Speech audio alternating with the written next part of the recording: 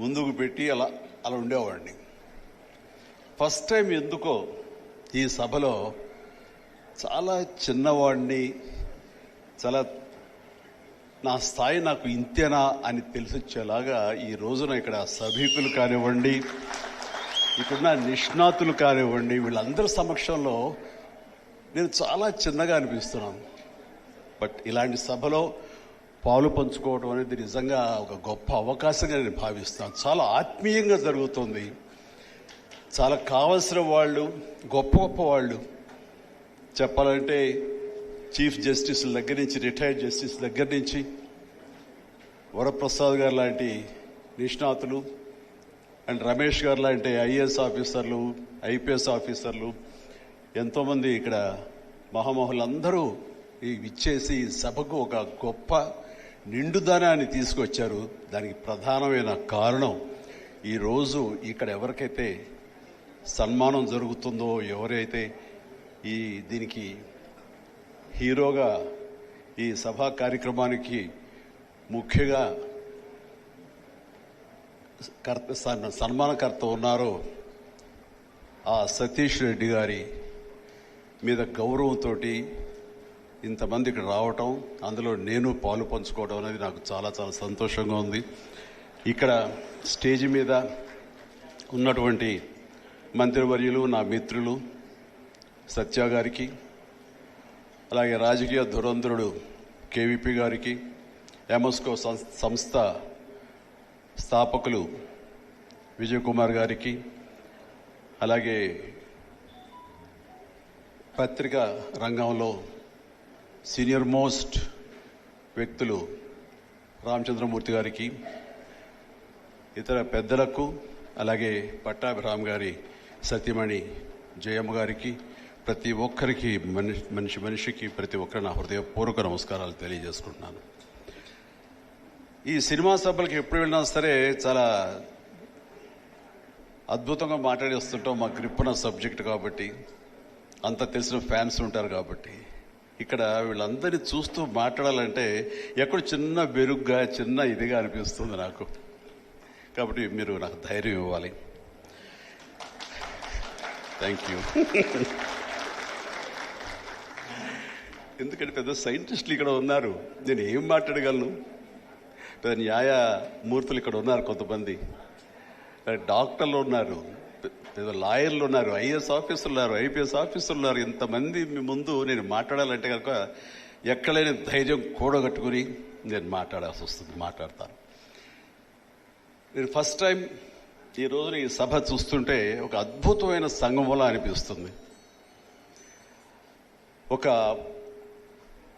మనసుల్ని, మానసిక రుగ్మతల్ని దూరం చేసి కుటుంబాలను నిలబెట్టినటువంటి ఒక మహనీయుడి యొక్క జ్ఞాపకం, అలాగే ఒక భారతదేశానికి ఒక రక్షణ కల్పించి, రక్షణ కవచాన్ని అందించి అత్యద్భుతమైనటువంటి స్థాయికి చేరుకున్న మన తెలుగు బిడ్డ ఈరోజు సన్మానం పొందటం, ఈ రెండిటి కలయిక మాత్రం అత్యద్భుతం. అది నా సమక్షంలో నాకు అవకాశం లభించడం అనేది నేను గొప్పగా ఫీల్ అవుతున్నాను. నాకు ఫస్ట్ టైం పట్టాభిరామ్ గురించి మాట్లాడాలంటే, బివి పట్టాభిరామ్ గారి గురించి 30 ఏళ్ల క్రితం ఇక్కడ నేను షూటింగ్ అది వస్తున్న సమయంలో యండమూరి వీరేంద్రనాథ్ అండ్ జంధ్యాల గారు నాకు ఒక వ్యక్తిని పరిచయం చేశారు. నీకు చాలా ఇంట్రెస్ట్ కదా మ్యాజిక్ అంటే, ఇలా హిప్నాటిజం అంటే నీకు ఇంట్రెస్ట్ కొద్దీ ఒక వ్యక్తి ఉన్నారు, పరిచయం చేస్తానంటే ఫస్ట్ టైం బివి పట్టాభిరామ్ గారు నాకు పరిచయం చేయడం జరిగింది. ఆయనతో కూర్చోవడం సమయం తెలిసేది కాదు. నాకు ఉన్నటువంటి ఆ మ్యాజిక్ ఇంట్రెస్ట్ కానివ్వండి, హిప్నటైజ్ చేయాలన్న కోరిక కానివ్వండి, ఇవన్నీ కూడా చూపిస్తూ ఆ తర్వాత ఆయనతోటి మాట్లాడుతుంటే ఇన్ డెప్త్ ఏమిటి ఆయన అంటే కనుక, ఆయన ఒక పర్సనాలిటీ డెవలప్మెంట్ కోర్స్, మనుషులు ఎలా నడుచుకోవాలి, మన కర్తవ్యాలు కానీ, మన ధ్యేయాలు కానీ ఏ రకంగా మనం నిర్దేశించుకోవాలి, వాటిని అధిగమించడానికి, వాటిని సాధించుకోవడానికి మన లైఫ్ స్టైల్ ఎలా మార్చుకోవాలి, మన మనస్తత్వం ఎలా మార్చుకోవాలి, మన దారి ఎలా ఏర్పరచుకోవాలనే దాని మీద సుదీర్ఘంగా మాట్లాడుతుంటే ఫస్ట్ టైం ఒక వ్యక్తిత్వ వికాసం గురించి మాట్లాడటం వినటం అనేది ఫస్ట్ టైం నాకు. అప్పటిదాకా నాకు అదో సబ్జెక్టు, ఆ రకంగా చెబుతారని తెలియదు. ఏదో పిచ్చివాళ్ళని బాగు చేయడానికి సైకాట్రిస్టులు ఉంటారు, సైకాలజిస్టులు ఉంటారు అనుకున్నాను తప్ప తెలియదు. సో చూస్తుంటే నేను ఎన్నో తప్పులు చేస్తున్నాను, ఎన్నో తప్పులుగా ఆలోచిస్తున్నాను. ఇవన్నీ కూడా సరి చేసుకుంటే కనుక నేను మరింత ఉన్నత స్థాయికి వెళ్ళడానికి ఇలాంటి టిప్స్ నాకు దోహదపడతాయి కదా అంటూ ఆయనతో ఇంకొంచెం నేను పరిచయం పెంచుకోవడం జరిగింది. ఆ క్రమంలో ఆయన చెప్పే కొన్ని ఎగ్జాంపుల్స్ కానీ మానసిక రుగ్మతలు ఏ రకంగా ట్రీట్ చేసి వాళ్ళు ఎలాగ బాగుపరిచారు, తద్వారా ఆ మనిషి బాగుపడితే ఆ కుటుంబాలు ఏ విధంగా సంతోషాన్ని వ్యక్తం చేస్తున్నాయి అంటూ ఆయన చెబుతుంటే కనుక అది నేను అన్వయించుకున్నాను, కొన్ని ఆచరించడానికి నేను ప్రయత్నం చేశాను. ఆ రకమైనటువంటి చక్కటి పరిచయం ఉంది. ఆయన పుస్తకాలు అవి అప్పుడప్పుడు చదువుతుంటున్నాను. ఆయన చదువుతుంటే పుస్తకాలు చదివినట్లుగా అనిపిస్తుంది, ఆయన పక్క నుండి ఆయనతో ఆయన మాటలు వింటున్నట్లుగా అనిపిస్తుంది. అంత సరళమైన భాషతో ఆ పుస్తకాలు అవి ఆయన చదువుతూ ఉంటుంటే కనుక ఎప్పటికప్పుడు నన్ను నేను కరెక్ట్ చేసుకోవడానికి, నా తప్పుల్ని ప్రక్షాళన చేసుకోవడానికి, నన్ను నేను సరైన మార్గంలో పెట్టుకోవడానికి పట్టాభిరామ్ గారు లాంటి రాసిన ఆ రాతలు నాకు ఎంతో ఉపయోగపడుతూ వచ్చాయి. అలాంటి వ్యక్తికి సంబంధించినటువంటి ఈ ఒక అవార్డుని ఇవ్వాలి అన్న ఆలోచనకి విజయ్ కుమార్ గారిని నేను మనస్ఫూర్తిగా అభినందిస్తాను. ఆ సలహా ఇచ్చినటువంటి రామచంద్రమూర్తి గారిని కూడా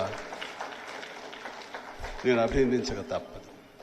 ఎందుకంటే ఒక మనిషి ఏమిటంటే మనిషి మన మధ్యలో లేనప్పుడు ఆయన విలువ మరింత తెలుస్తుంది. భావితరాలకి వాళ్ళ గురించి మనం చెబితే కనుక వాళ్ళు మరింత ప్రభావితం అయ్యి వాళ్ళ జీవితాన్ని మరింత సార్థకం చేసుకోవడానికి ఎంతో ఉపయోగపడుతుంది. ఆ రకమైనటువంటి ఒక సేవ చేస్తున్నటువంటి పట్టాభిరామ్ గారి పేరు సంబంధించి వారిని మనస్ఫూర్తిగా అభినందించాలి. అయితే ఇక్కడ సతీష్ రెడ్డి గారు మిత్రులు, ఆయన చాలా సామాన్యంగా ఉంటారు. ఆయన గొప్పతనం ఆయనకి తెలియదు అనిపిస్తుంటుంది. ఆయనతో సంభాషిస్తున్నా, ఆయనతో కూర్చుంటున్నా సరే ఒక గొప్ప వ్యక్తి. ఎందుకంటే గ్రేట్నెస్ లైస్ ఇన్ సింప్లిసిటీ అంటారు. దానికి ప్రత్యక్ష నిదర్శనం సతీష్ రెడ్డి గారు. దాదాపు 2018లో అనుకుంటా ఒక రవీంద్ర భారతిలో ఒక ఫంక్షన్ జరుగుతుండగా నేను నా పక్కనేమో వెంకయ్యనాయుడు గారు ఉన్నారు. మాట్లాడుతున్న సమయంలో ఆయన సడన్గా ఏదో ఫోన్ వస్తేను ఎవరో పిలిస్తే చెవులు ఏదో చెప్తే గబుకుని పక్కకి వెళ్ళారు, మళ్ళీ వచ్చారు. నేను చూసి చాలా హ్యాపీగా కనిపించారు. ఆయన ఏంటంటే నన్ను సంతోషంగా ఉన్నారని. ఏమి లేదు, మన నెల్లూరు వాస్తవ్యుడు మన కుర్రోడు డిఆర్డిఓకి చైర్మన్ అయ్యాడే, చాలా సంతోషంగా ఉంది అన్నారు.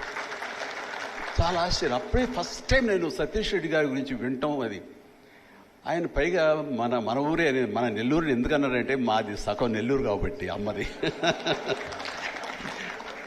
నాకు చాలా సంతోషం అనిపిస్తుంది. అవునండి అని. అప్పటి నుంచి సతీష్ రెడ్డి గారు కానీ ఆయన ఏంటి, ఏ రకమైన ఏ రేంజ్ శాస్త్రవేత్త, ఆయన ఇంత స్థాయికి చిన్న వయసులోనే ఈ స్థాయికి రావడానికి ఏమీ దోహదపడి అనడానికి నేను ఆయన అబ్జర్వ్ చేస్తూ ఆయన తెలుసుకుంటూ ఉంటే కనుక నాకు మిసైల్ మ్యాన్ అబ్దుల్ కలాం గారితో నాకు వ్యక్తిగతంగా పరిచయం ఉంది. ఆ తర్వాత అంతటి సామర్థ్యం ఉన్నటువంటి ఆ రకమైన నేపథ్యంలో ఈ రోజున మనం గర్వించే వ్యక్తి ఎవరైనా ఉన్నారంటే అది సతీష్ రెడ్డి గారు అంటారు. ఎలాంటి సందేహం లేదు. చాలా సాదాసీదా రైతు కుటుంబంలో పుట్టి ఒక పల్లెటూరులో జన్మించి 6వ తరగతి వరకు ఎలక్ట్రిక్ లైట్ ఏంటో తెలియకుండా గుడ్డి దీపాలు పెట్టుకుని అక్కడ చదువుకుంటూ, అక్కడ ఏమాత్రం ఎడ్యుకేషన్ సంబంధించి సాదాసీదా చదువులే మనకి. అలాంటి చదువుతూ మన జీవితం ఇంతేలే, ఇక్కడే ఉండిపోవాలి, ఇలాగే సాగిపోవాలి అనే ఒక దీని పరిస్థితిలో కాకుండా వాళ్ళ అమ్మగారి కోరికను బాగా చదువుకోవాలి నాన్న, నువ్వు బాగా పైకి రావాలి అన్న అమ్మ కోరికని ప్రభావం దానితో బలంగా లోపల నాటుకుని ఏమైనా సరే నేను సాధించాలి, నాకంటే ఒక ఇది ఏర్పరచుకోవాలి అనే దాని మీద ఆయన అంచెలంచెలు చదువుకుంటూ చదువే ధ్యేయంగా అలా ముందుకు వెళుతూ ఆ తర్వాత ఆయనకి ఇంట్రెస్ట్ అయినటువంటి ఈ ఫీల్డ్లో ఆయన ఎన్నుకుని అందులో పైకి ఎలా ఎదగాలి అనే దాని మీద ప్రతి వచ్చిన అవకాశాన్ని దొరకబుచ్చుకుని ఆయన ముందుకు వెళ్ళిన విధానం చూస్తుంటే ఇదిగో ఈ రోజున మన రాష్ట్రానికే కాదు, మన తెలుగు వాళ్ళకే కాదు, మన దేశానికి కూడా ఆయన తలమానికంగా ఉండి మన దేశానికి ఒక రక్షణ కవచంలాగా ఏర్పరిచే దిశగా ఆయన వెళ్ళారంటే కనుక అది అత్యద్భుతం. అది మనం గుర్తించడం కాదు, అంతర్జాతీయ స్థాయిలో బ్రిటన్ గవర్నమెంట్ వాళ్ళు కూడా బ్రిటిష్ సొసైటీ ఆఫ్ ఏరోనాటికల్